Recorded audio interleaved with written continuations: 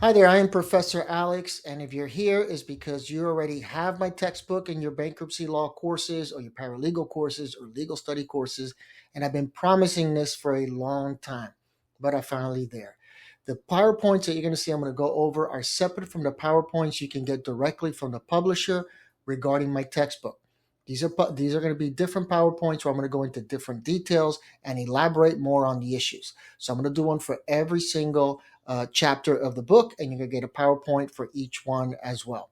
All right. So a little thing I'm going to do different is I'm not going to be in the screen because I want to be able to write a lot more different stuff. So after this video, once you see the PowerPoints, it's just going to be the screen of the PowerPoints and you're going to hear my voice. Okay. So for all you paralegals or paralegal study students, any questions, as always, feel free to post them in the comment section below and I'll reach out to you. All right. Good luck, and I hope you get an A in your course. And I hope you love my book too. Bye-bye. Welcome to the first PowerPoint, right? I finally got to this regarding my textbook. So for those of you that now are taking this course or will be taking it up in the upcoming semester, you can always come to my YouTube channel. I'm going to have a separate section that you'll see here where you can see this material. And of course, you can also watch the videos and my website, Bankruptcy.blog, to further give you a better idea and understanding of the material. So of course, the textbook is separate. Even the PowerPoints that you're looking at now are separate from the PowerPoints that you can get directly from Routledge Publishing, or if you buy the textbook through Amazon or other major book retailers, you should still have access to the textbook through the publisher's website. But these PowerPoints are completely different, and I'm going to use it to start elaborating even more. And like I said, always go to my YouTube channel to look at other videos if there's something, videos that might be related to my blog that'll better help you understand. Now, I did say that in the introductory video, you won't see me through this process because this is, I want to be able to write freely across the PowerPoint. So keep that in mind. So we're starting off with chapter 1. Simply enough, I just want you to have a history of bankruptcy. And so, we see here that it's founded on English law. And just to teach some of you, right, a little Spanish here, it's called bancarrota. This really refers to broken bench, which was the concept was creditors would destroy your benches and your furniture where you didn't pay. But we also call it quiebra. So for you paralegals out there, now you know it's where it's founded from. And of course, bancarrota is a term that we do hear a lot.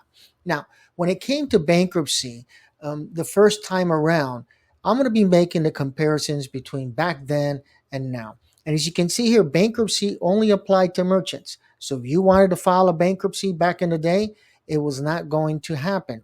And by the way, only creditors got to do this. So it's not like you could have gone down to a bankruptcy lawyer and say, okay, thank you, I'm going to file for bankruptcy. That's not the way it works. Now, we are talking the beginning of our country, not beginning, but we're still trying to learn the laws and how all these laws apply. And so a lot of things, were just left to the courts to try to figure this out. And one example is here. Is this debt issue? Is this a federal issue? Is it a state issue? How does it work? So I'm going to put here supreme law of the land because realistically, it's the way I always describe when it comes to jurisdictional issues. Understand the Supreme Court. There you see the terminology, supreme law of the land. So what does that mean? Well, we have federal law and we have state law, right? Let's go a little further here. Counties, sorry about the handwriting, county, city, municipalities, etc. Federal law is the supreme law of the land. So when the federal court system, and of course confirmed by the Supreme Court if it gets that far, says a state or this is the law now of the land, the state cannot have a conflicting law.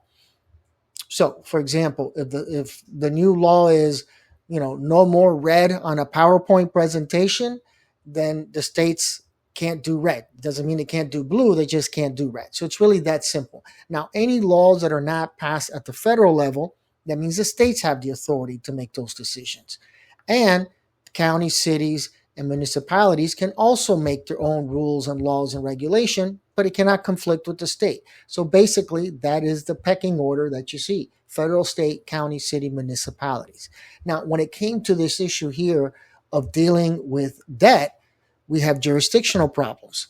And part of those problems is right here, Well, you can't really discharge debts from other states. Now, maybe it wasn't a mobile society like we have today, but there's still this issue with merchants, right? So they're traveling around selling their goods. And the problem is you now have debt in one state. You're not going to be able to wipe it out in the state that you live in. So we see the complications that are beginning to fall into place now, trying to figure out how to work out bankruptcy law. Now, I did put in here debtor's prison, and the reason is clients still do ask that. Believe it or not, they will say, is it true that I can go to jail for not paying my debts? I don't get into the details with clients in this regard, but I do tell them no for the most part, because that's true. The problem is if a judge issues an order and you fail to comply, then of course you could be held in contempt. But come on, that's rare. I've actually had judges hold clients in contempt and issue a jail sentence for not complying, not providing financial disclosures and things of those nature. And I just filed for bankruptcy and the court lost jurisdiction just like that. So did the lawyer disagree with me? Absolutely. But, I'm right at the end of the day. This is federal court. So it's this simple. It doesn't matter if the lawyer disagrees with me. That's not the law. Now, as we continue to make changes, one thing you're going to realize is these laws didn't really survive for too long. They kept changing everything, and they kept repealing it, saying a lot of times there was corruption involved. But we're beginning to see how we're creating the system of bankruptcy courts here. So we have now district courts, and they're assigning someone called an assignee, assigning. And as you see right here, it's very similar to what we have today with the trustee and the bankruptcy court system. And when I talk about trustee, we'll get into that, but I'm talking about the bankruptcy trustee. Here's an important part. Bankruptcy was finally voluntary. It's not something that had to be initiated by the creditors, not my creditors. I wasn't around back then, right? So now we continue to have changes, and we realize that district courts do have original jurisdiction. So this now begins to mean we can file for bankruptcy in state A. It doesn't matter if there's debt in state B. And we also start elaborating on the issues of state and federal exemptions, which, by the way, still applies. Some states give you the option. Do you want federal exemptions or do you want state exemptions? Some states you don't have a choice. They just say, we only use state exemptions here. And so that's the one you're stuck with. But just understand that some states do have that possibility. And of course, you pick the one that's best for you. Now, when it came to payment plans, we're also beginning to see paying back some of your debt, which is part of the concept behind the bankruptcy law today. And we'll get into that much later. But now all of a sudden we're starting to do payment plans. Of course, here's the difference. The creditors have to approve everything at the end, which is not the case. The person making the decisions today is very simple. It's the bankruptcy judge. So whether creditors like it or not, they can object, and if they're right, they win, and whatever the objection may be. But they're not making the ultimate decision. The judge is going to make that ultimate decision. Now, as we continue moving forward, all of a sudden we're getting a percentage, which is exactly what bankruptcy trustees get. I forget the number. It's on the bankruptcy petition. If you ever decide to go all the way to the end when they have a long list of information that they put, disclaimers, etc. I think the trustees might make $15 per case. So you're like, how are you going to make a living doing that? Simple. They get a percentage of the bankruptcy estate. And we'll get into the bankruptcy estate. Don't freak out yet about what that is and what does that mean and how does that work out. We're just going through the history, and all these terms are going to be hit upon endless amount of times because I'm going over every single chapter. So it will take time, but we'll get through everything.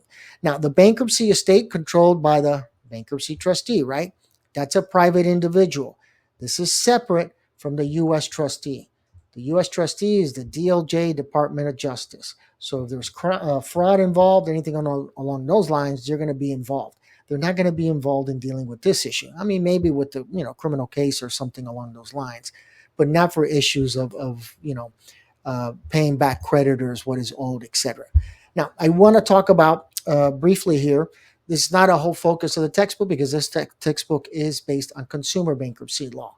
But it's important to know Chapter 9, and that applies to now the cities and municipalities having the option of filing for bankruptcy. Now, not a state option. So if Michigan feels the need to file for bankruptcy, well, they're going to have to create their own rules because that just does not exist at the federal level. Detroit could, And I recommend you research the case on Detroit. Just fascinating because Detroit was such a powerhouse back in the day when you think of the automobiles, Motown music. But little by little, they took a hit economically. And eventually, when I had this issues with the water supply where they transferred the water, I think it went through corrosive pipes or something like that, if I remember correctly. But that is now the largest bankruptcy in history. And the story behind that is just sad because you have a lot of people that their kids, that's all they drank, they bathed in, etc. And now they're older and have all these illnesses that are coming from all this. So, of course, Detroit can't afford to pay everything out. So the answer is you file for bankruptcy and you might only get a share, which is, part of the negatives of bankruptcy. Now, when we're talking about bankruptcy, understand that everything is divided into chapter, right? We have chapter 7, chapter 9, chapter 13. Again, we'll go over all those. Don't stress that out. And I noticed that the chapters are skipped. It's like we went from 7 to 9 to 13. What happened to everything in between? And the answer is, I wonder if they're trying to sneak one in there. And of course, the answer is chapter 10. That was something that Senator Elizabeth Warren and House Judiciary Chair Jerry Nadler submitted as part of their change or recommendation for changes to change the law in bankruptcy. That's still talked about. I don't think it's going to get there anytime soon. It took forever just to get to this far, to 2005, and we'll see that in a couple of slides. But regardless, they did propose Chapter 10. Now, this is how we do it nowadays. But before, it used to be the Roman numerals. We'll see that in a second. But now we have the creation of Chapter 13. And Chapter 13 is known as the Wage Earners Plan. And basically, to qualify for Chapter 13, you have to have income. Is there loopholes around it? Sure. If your brother wants to pay your entire plan and he goes before the court, then that's fine. But for the most part, we call it a Wage Earners Plan or a reorganization. You'll find out why later, but that's because you're paying back your debts. Now let's take a big jump here, and we're starting to really, you see, I said here we get rid of those Roman numerals. We have the DOJ, right? I already mentioned them before. And we finally figured out what to do with judges. Judges now serve 14-year terms. I put this here because now this is a popular issue. It's in the forefront. Should we limit Supreme Court terms? So they've been talking about what to do with the Supreme Court, but at least at the bankruptcy level, we do see that they have 14-year terms. Now, part of bankruptcy is basically wiping out all your debt, right? But that doesn't mean there's not issues with debt collection and everything else. So that's why I decided to focus a little bit on this issue here. And part of this is just because, it goes back to the issue of can you go to jail. I think people still get that because the creditors, the debt collectors, not creditors like Bank of America, but the people who buy debts from them directly, they say things that aren't true. They've done it to me, thinking that I was a client, and the nonsense that they say is just hilarious. But they are controlled under the FDCPA. And that means phone calls. You can tell them, don't call me, or if you do call me, only call me at these times. There was a time they would call people all day, 100 times a day at work. And, your boss starts to get a little pissed off about that. Those days are gone now, so you could restrict them. And then, of course, here you see the differences or the additions of other things that they need to comply with. And this includes this simple issue. Who owns the debt, right? I can get your phone number from anywhere and just say, hey, you owe me some money, and go ahead and send me a check and we'll call it even. But that's not the way it works. Whether you go to court or whether we're just talking about trying to settle the debt, you need to prove you own the debt. That means, confirmation that they bought this debt from whomever, Bank of America, whoever you can think of. Now look where we are. We finally got here. 2005. That's when the bankruptcy law changed. I graduated from law school in 99. I was used to doing things a certain way. And then all of a sudden, boom, they hit me with this Bankruptcy Abuse Prevention Consumer Protection Act. I am going to talk about this so many times. I'm going to give you guys headaches. Abuse. Yeah, what abuse? You'll see that. Good luck trying to find it. It was confusing at first. We didn't understand, for one, this concept of a means test. We're going to go over this a lot because the means test is the biggest chunk of bankruptcy. But basically, the means test just looks at your last 6 months of income. And so when we're doing the math, of course, we didn't understand it. If you look at the bankruptcy code, chances are you're not going to understand the means test The software that I used in the textbook, best case, that's probably the most popular one. They do the math for you, but so does everybody else. So, it's a lot easier to understand the means test when the software programs are doing it for you. Now, why do we even have the means test? Right here. The idea was to make debtors file more Chapter 13s. Again, because there was all this abuse. I don't know what abuse they're talking about, but that's what they said. Now, what does that really mean? Let me now start teaching you the way the world works and read between the lines.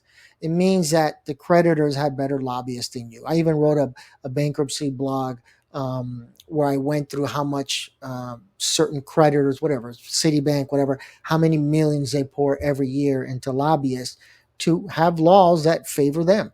At the end of the day, who is your lobbyist? Do you got that kind of money to throw around and convince members of the Senate and the House that they should pass? No, of course not. So you do have other organizations out there to protect you, like the Consumer Financial Protection Bureau. But realistically, that's the bottom line. They changed bankruptcy law in order to make you file more Chapter 13s and 7s. Did it work that way? Not necessarily. Statistically, it didn't do much.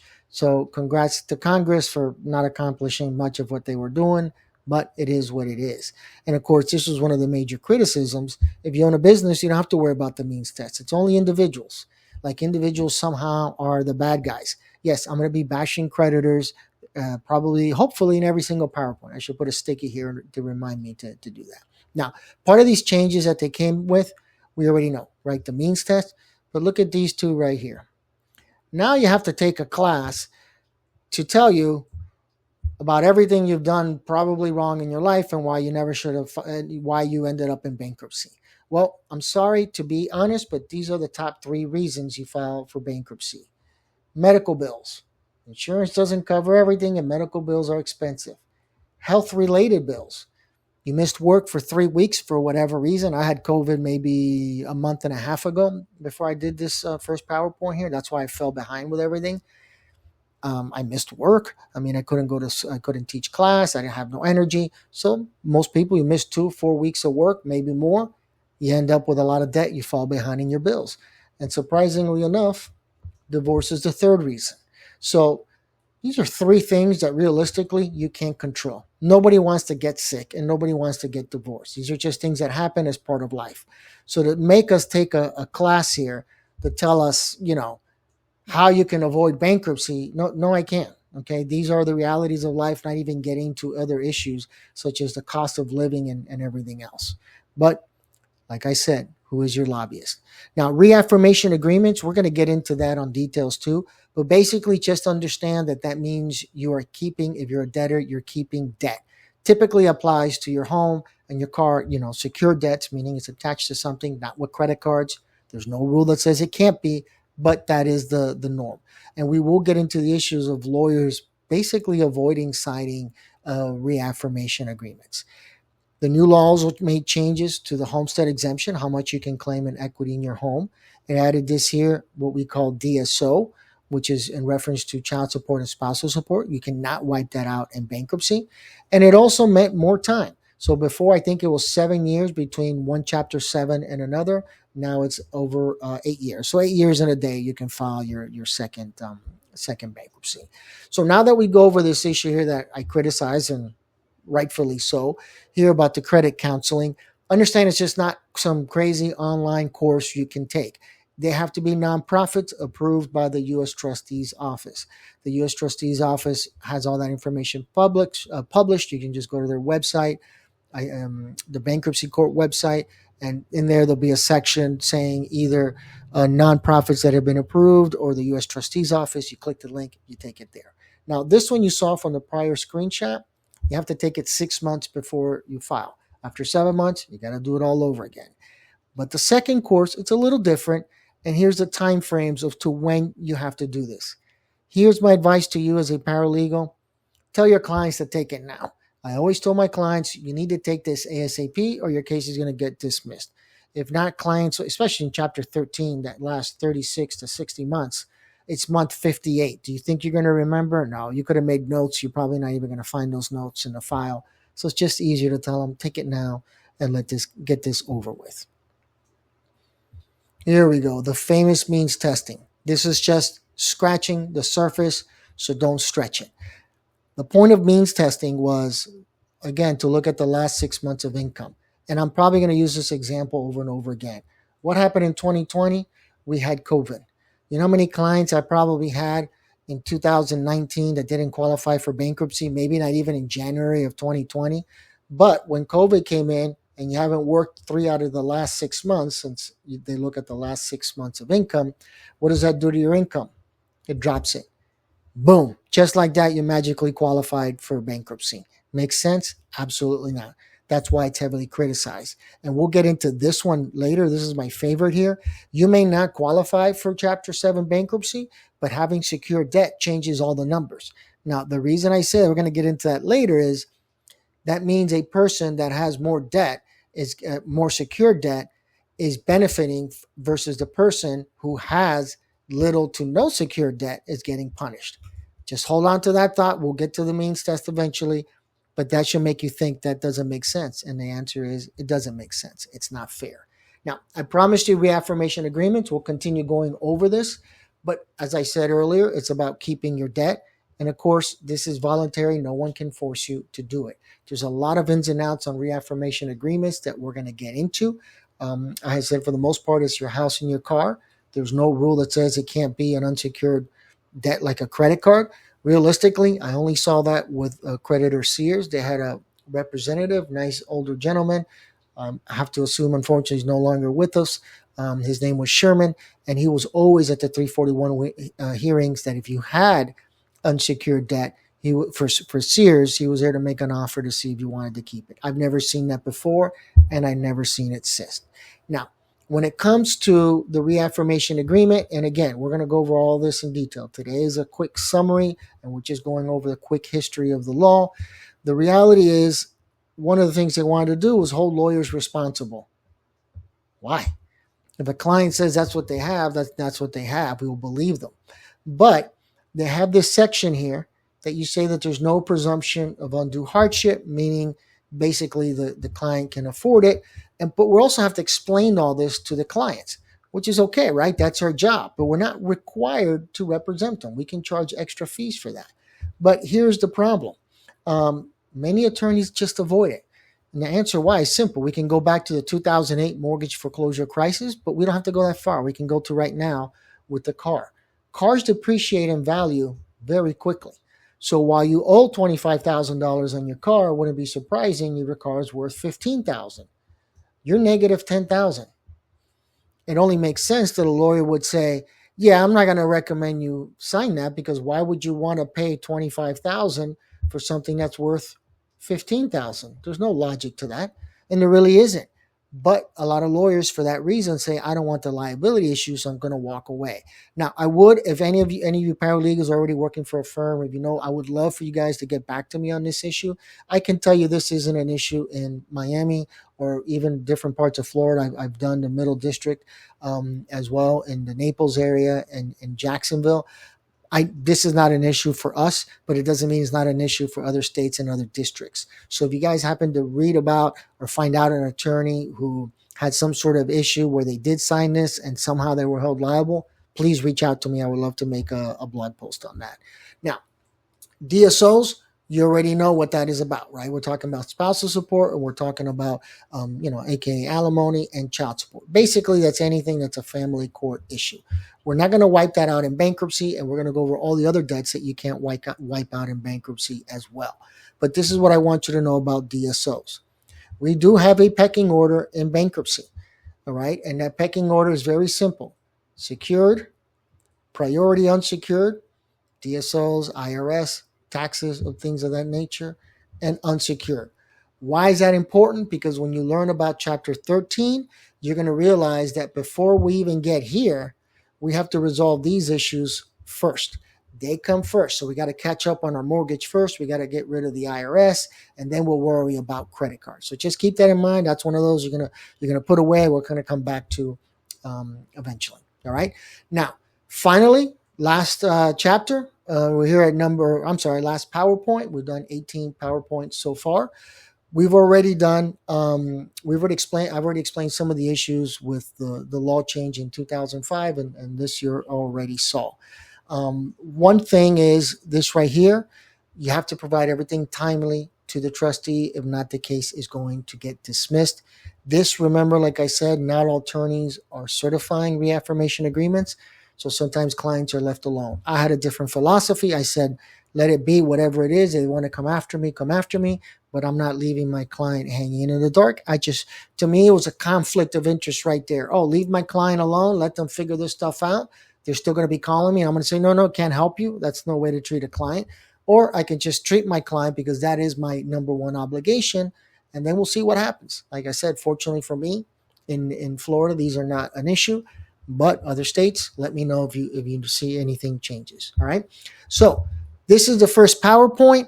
I'm going to be putting up PowerPoints regularly now so that all of you can start using these PowerPoints and videos for your courses. And again, if you have any questions, always feel free to post them there or even go to my website to further understand some of these issues. The website's written in general for the public at large, but maybe if you don't understand something later on, like exemptions, you might be able to understand it through my blog. You'll see my blog down here, Bankruptcy.blog. Couldn't be easier to remember. All right. So thank you for joining me today. I'll be posting soon the second video. And as always, have a good weekend. Have a good rest of your day. And for you paralegals, do great in school. I hope you all get straight A's. Take care.